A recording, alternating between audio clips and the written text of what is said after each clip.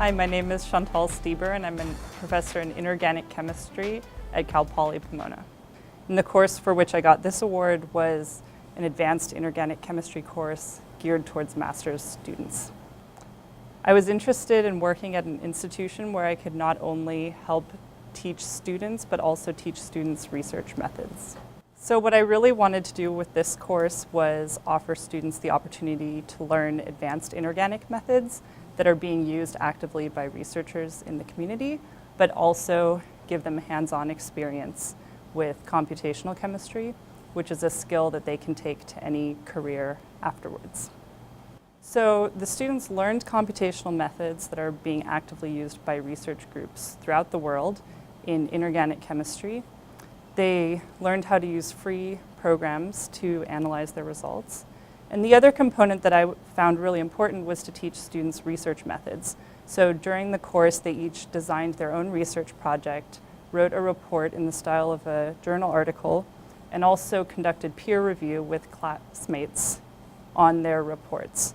And so a lot of students learned more about the actual scientific process and the publishing process that they hadn't learned previously.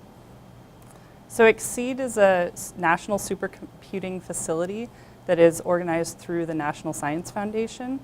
And we utilized computers that were physically located in San Diego, but students could access remotely through computers on campus or at home.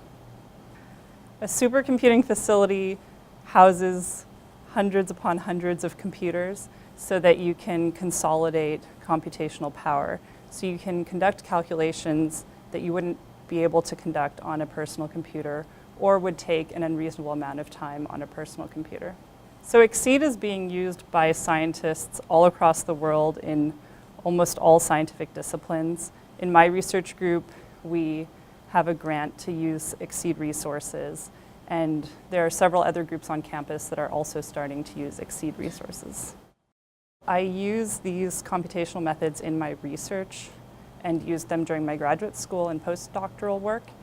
And after I found out that we had this excellent computer lab facility, I thought it would be really cool to teach students how to use these programs. A second component is that these programs are all free and open access, so that's something that students can use anywhere afterwards.